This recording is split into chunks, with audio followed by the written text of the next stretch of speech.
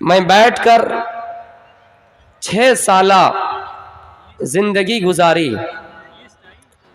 اس مدرسے کا وجود، اس مدرسے کے بانی مولانا نعیم اختر صاحب فیضی ہے، اور یہاں ہم نے مختلف اساتذہ سے تعلیم حاصل کی. کسی نے مجھے حدیث کی درس دیے اور کسی نے مجھے نحو صرف گرامر کے درس دیے.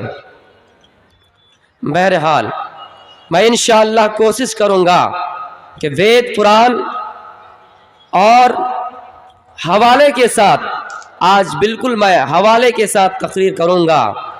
اس لیے آپ سے گزارش ہے کہ آپ ادھر ادھر نہ ٹہلیں اور اپنے قیمتی اوقات کو ضائع نہ کریں.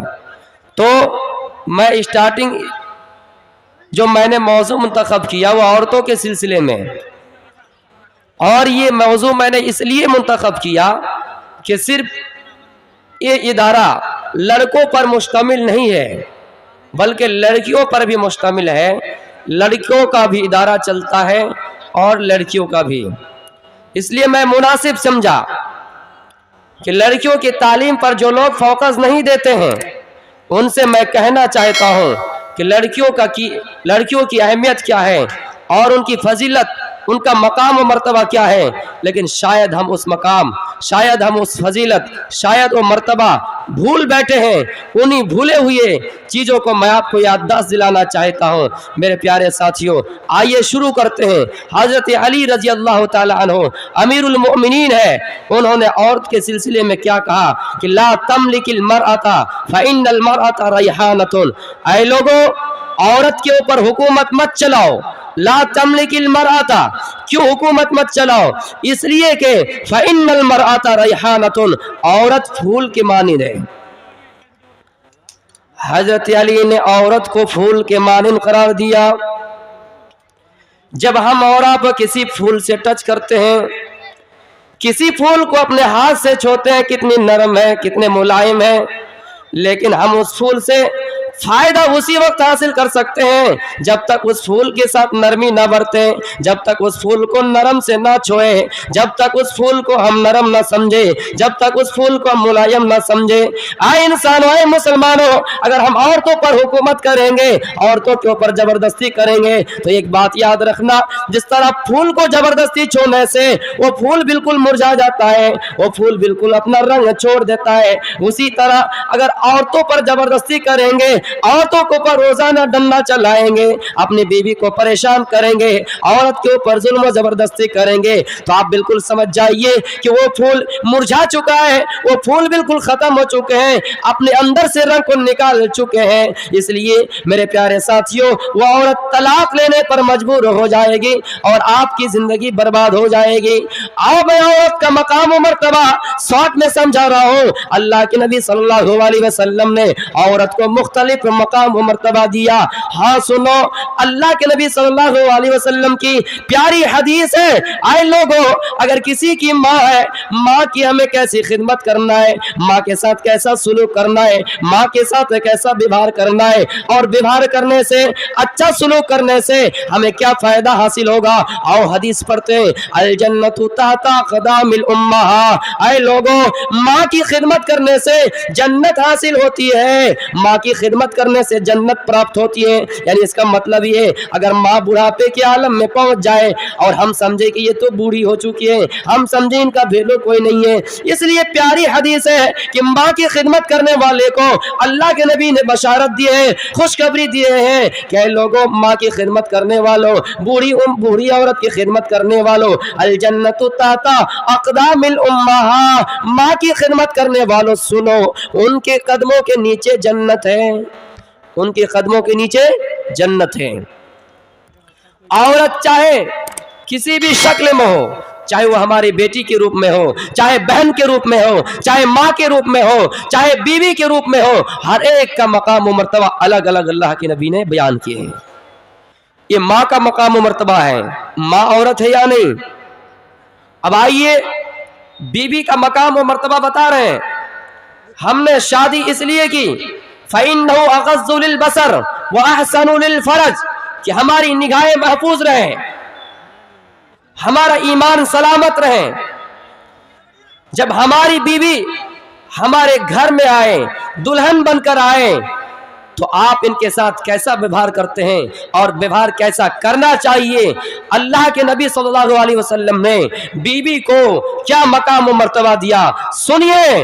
الدنیا کلھا متاع، دنیا کی تمام چیزیں سامان ہے، اور وخیر متاع الدنیا، اور سب سے بہتر اور قیمتی سامان اگر کوئی ہے، سب سے قیمتی خزانہ اگر کوئی ہے، وہ المرأۃ الصالحہ، وہ آپ کی نیک بیوی ہے۔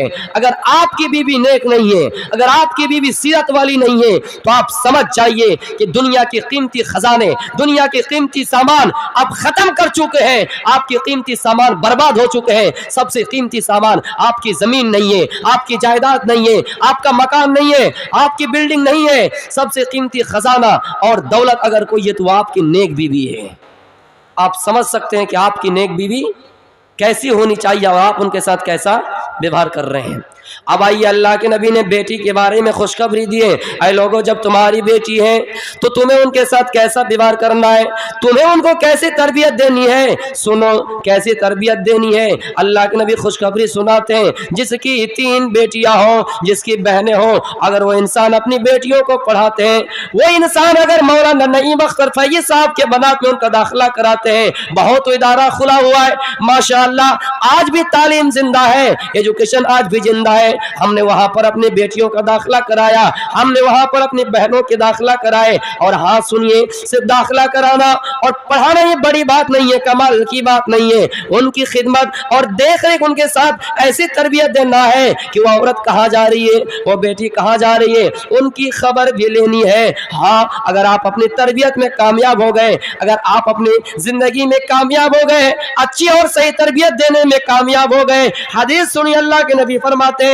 ایسے لوگوں کا ٹھکانہ جنت ہے، ایسے لوگوں کا ٹھکانہ بہشت ہے، ایسے لوگوں کا ٹھکانہ پیراڈائز ہے۔ اس کا مطلب یہ ہے کہ کوئی انسان، کوئی بھائی اپنی بہن کو نہ تکلیف دے، کوئی باپ اپنے بیٹی کو کمزور نہ سوچے، کوئی باپ اپنی بیٹی کو کمزور سمجھ کر زندہ درگور نہ کر دے، کوئی باپ اپنے بیٹی کی دکھ خبری سن کر اس کو آپریشن کر کے ایبورشن نہ کرا دے، ٹیبلٹ اور گولی کھا کر ان کو مار نہ ڈال دے۔ کیونکہ سورہ نحل پڑھیے، سورہ نمبر 16 کے اندر، یہ لوگوں سنو، جب لوگوں کو اس زمانے میں خوشخبریاں دی جاتی تھی، ہاں تمہارے گھر میں بیٹیاں پیدا ہونے والے ہیں، تو لوگ اپنی زندہ بیٹیوں کو درگور کر دیا کرتے تھے۔ اس لیے اللہ کے نبی نے عورت کے بارے میں ایسی فضیلت اور ایسی اہمیت بتائے۔ ہاں، ماں کے قدموں کے نیچے جنت ہے، بیوی دنیا کی قیمتی سامان ہے، بیٹی کی تربیت کرنے پر جنت حاصل ہوتی ہے۔ یہ تمام مقام و مرتبہ اور فضیلت اللہ کے نبی نے بتائے ہیں۔ لیکن ہماری ماں بہنوں کو بھی ان چیزوں پر دماغ لگانا ہے کہ جب اللہ کے نبی نے ہمیں فرش ذلت سے اٹھا کر تخت عزت پر بچھایا ہے، تو ہم اللہ کے نبی کی کتنے باتوں پر عمل کر رہے ہیں۔ حقیقت میں جب ایک اسرائیلی روایت بیان کر رہا ہوں، اسرائیلی روایت پر عمل کرنا نہیں ہے، ہو سکتا ہے اسرائیلی روایت پر عمل آپ کیجئے یا نہ کیجئے، لیکن اس کو آپ بالکل تصدیق بھی نہیں کر سکتے اور بالکل جھوٹا بھی نہیں کر سکتے ہیں۔ اللہ کے نبی صلی اللہ علیہ وسلم کے دور سے پہلے اوپر جتنے بھی واقعات ہیں، جس کو قرآن نے تذکرہ کر دیا، حدیثوں میں آگے باقی اوپر سے جو چیزیں آئی ہے وہ اسرائیلی روایتوں میں کچھ شمار ہے، آپ ان کو بالکل جھوٹا بھی نہیں کر سکتے اور بالکل تصدیق بھی نہیں کر سکتے ہیں۔ ایک مرتبہ آدم علیہ السلام کو جب اللہ تعالیٰ نے تیار کر دیے، بنا دیے، تو سو رہے ہیں۔ لکھتے ہیں تفسیر مفسر کرام لکھتے ہیں کہ آدم علیہ السلام سو رہے ہیں، لیکن تنہائی محسوس کر رہے ہیں، کچھ خراب لگ رہا ہے، اکیلا پن لگ رہا ہے۔ جب اللہ نے دیکھا کہ آدم تنہائی محسوس کر رہا ہے، تو ان کی بائیں پسلی سے، دل کے جگہ سے کس کو پیدا کیا؟ ہوا کو، تاکہ دونوں جنت کے اندر رہیں گے تو ظاہر سی بات ہے خوشی آئیں گی۔ میاں بیوی کا رشتہ صرف جسمانہ رشتہ اور جسمانی تعلق کے لیے خاص نہیں ہے۔ جو آدمی 50 سال کی عمر میں پہنچ جائے اور ان کی بیوی دیہانت کر جائے، ان سے پہلے، مرد سے پہلے اگر بیوی دیہانت کر جائے، عورت اگر پہلے انتقال ہو جائے، مرد اگر پہلے انتقال ہو جائے تو عورت کیسے رہیں گے واللہ عالم، لیکن میں مرد کی بات کر رہا ہوں۔ اگر شوہر سے پہلے بیوی مر جائے تو آپ ان شوہروں سے پوچھئے گا، آپ ان بزرگوں سے پوچھئے گا کہ آپ کے دل میں کیا چل رہا ہے۔ میرے بھائیوں، اگر آپ کے پاس ہزاروں دولت ہو, اگر آپ کے پاس لاکھوں پراپرٹی ہو, لیکن 50 سال کی عمر میں پہنچ کر, 65 سال کی عمر میں پہنچ کر اگر آپ سے پہلے آپ کی بیوی دیہانت کر جائے, آپ سے پہلے آپ کی بیوی مر جائے, تو کیسا احساس آپ کے دل میں ہوتا ہے, آپ انہی سے پوچھ سکتے ہیں میرے بھائیوں. تب اللہ تعالیٰ نے ہوا کو پیدا کیا. کس جگہ سے پیدا کیا؟ دل کے جگہ سے پیدا کیا. یعنی یہ انسان کو میسج دیتا ہے, اے انسانوں, عورت بیچ کا حصہ ہے, یعنی اس کے ساتھ نرمی سے پیش آئیے. اگر سر سے پیدا کرتے تو عورت ہمارے اوپر حکومت کرتی, اگر پیر سے پیدا کرتے تو ہم ان کے اوپر حکومت کرتے, لیکن عورت بیچ کا حصہ ہے, آپ ان کے ساتھ نرمی سے پیش آیا کیجیے. اور بائیں پسلی ٹیڑھی ہوتی ہے, ٹیڑھی ہڈی سے ان کو پیدا کیا گیا ہے. اس کا مطلب یہ ہے کہ ان کے اندر ٹیڑھا پن ہے, ان کے دماغ کے اندر ٹیڑھا پن ہے. آپ کو صحیح سے کام لینا ہے. اگر آپ زبردستی کیجئے گا وہ ہڈی ٹوٹ جائے گی, آپ کی زندگی خطرے میں آ سکتی ہے. اس لیے آپ ان کے ساتھ صحیح طریقے سے پیش آئیے. ایسا ہوا تھا. اللہ کے نبی صلی اللہ علیہ وسلم کی بیویاں کیا کی تھی؟ آپس میں صلاح کر لی, مشورہ کر لی. کس لیے؟ جب ہوا ایسا کہ اللہ کے نبی کی 12 بیویاں 11 بیویاں تھیں, آپ باری لگا لیتے تھے کہ ہاں آج اس کے گھر میں, آج سودا کے گھر میں رہنا ہے, آج عائشہ کے گھر میں رہنا ہے, آج حفصہ کے گھر میں رہنا ہے, یہ باری لگا لیے. اب کیا ہوا, زینب بنت جہش ایک بیوی کا نام ہے, اس کے گھر میں آپ زیادہ ٹائم لگاتے تھے. سودا کے گھر میں اگر 2 گھنٹہ رہتے تو زینب کے گھر میں 2.5 گھنٹہ رہتے, کچھ زیادہ دیر اس کے گھر میں رہتے ہیں. لیکن سارے بیویوں کے درمیان حسد پیدا ہو گئے. نبی کی بیوی ہے لیکن حسد پیدا ہو رہے ہیں, اس لیے عورت ٹیڑھی جاتے. کیسے حسد پیدا ہوئے؟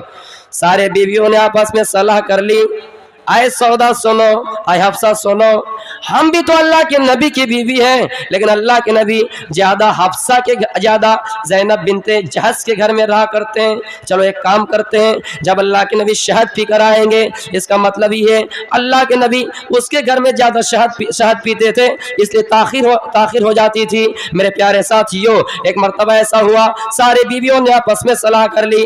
اللہ کے نبی کیا بات ہے, زینب بنت جہش کے گھر میں زیادہ ٹائم لگاتے ہیں, ان کے گھر میں زیادہ دیر لگاتے ہیں. ہم سب آپس میں ایک مشورہ کرو, جب اللہ کے نبی شہد پی کر آئیں گے تو ہم کہیں گے آئے اللہ کے نبی آپ کی زبان سے بدبو آ رہی ہے, آپ کے منہ سے بدبو آ رہے ہیں. جب ساری بیویاں ایک ہی بات کہیں گے تو اللہ کے نبی سوچیں گے ہاں زبان سے منہ سے بدبو آ رہی ہے, اس لیے اللہ کے نبی اس کے گھر میں زیادہ ٹائم نہیں لگائیں گے اور شہد نہیں پیئیں گے. ہوا ایسا, آپ شہد پی کر آئے, حفصہ کے گھر میں گھستا ہے, حفصہ کے گھر میں داخل ہوتے ہیں, پرویش کرتے ہیں. حفصہ کی زبان سے یہ آواز آتی ہے, اے اللہ کے نبی آپ کی زبان سے بدبو آ رہی ہے. عائشہ کے گھر میں جاتے ہیں, عائشہ کی زبان سے منہ سے یہ بات آتی ہے, اے اللہ کے نبی آپ کی زبان سے مغافر کی بو آ رہی ہے.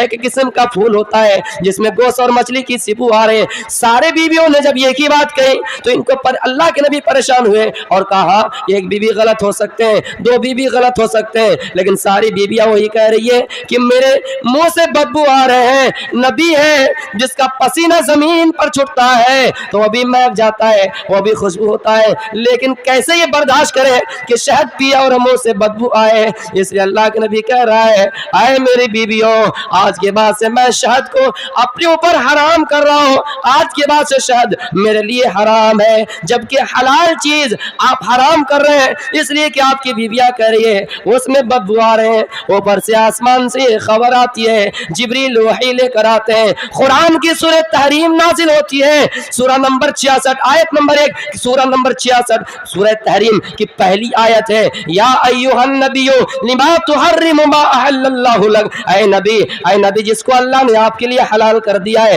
آپ اس کو کون ہوتے حرام کرنے والے؟ جس چیز کو اللہ نے آپ کے لیے حلال کر دیا ہے آپ اس کو حرام نہیں کر سکتے ہیں. اللہ نے جس چیز کو حلال کر دیا وہ آپ کو اپنی مرضی سے حرام نہیں کر سکتے ہیں. یا نبی کو یہ پاور نہیں ہے کہ وہ چیز جو اللہ تعالی حلال کر دے وہ حرام کر دے. میرے پیارے ساتھیوں, نبی کو یہ خبر پہنچے, النبی نے کہا تب ٹھیک ہے شہد کو حرام نہیں کیا جائے گا کیونکہ اللہ نے حلال کیا ہے, ہم کون ہوتے اس کو حرام کرنے والے؟ میرے بھائیوں, وما ينطق عن الهوى, ہمارے نبی وہ تھے جو اپنی طرف سے کچھ نہیں بولتے تھے جب تک اوپر سے وحی نہ آ جائے, جبریل خبر لے کر نہ آ جائے. ایسے نبی جو اپنے بارے میں کہے ہم اپنی طرف سے کچھ نہیں بولتے, جس کی گواہی गवाही आसमान से अल्लाह ताला दे दे। ऐसे नबी को क्या कहा गया आज जानते हैं? और किसने कहा ऐसी बात कि नबी नबी नहीं है, मोहम्मद नबी नहीं है? ये ढोंगी है जिन्होंने कुरान की 26 आयतों पर इल्जाम लगाया, जिन्होंने एनआरसी सीए के खिलाफ प्रोटेस्ट करने वाली हमारी माँ बहनों के बारे में कहा कि ये धंधा करने वाली औरतें हैं जो सीए और एनआरसी के खिलाफ प्रोटेस्ट कर रहे हैं। इन्होंने सुप्रीम कोर्ट में अर्जी दाखिल की कि कुरान से 26 आयतें निकाल ली जाएं। मेरे भाइयों, जो नबी ये कह रहे हैं कि नबी अपनी तरफ से कुछ नहीं बोलते जब तक अल्लाह आपको खबर ना कर दे। यहाँ कह रही है अल्लाह ताला आप अपनी तरफ से हराम नहीं कर सकते। जो चीज अल्लाह आपके लिए हराम कर दे, जो चीज अल्लाह आपके लिए हलाल कर दे, मेरे प्यारे साथियों, ये नबी को मकाम व मर्तबा हासिल नहीं है। और ये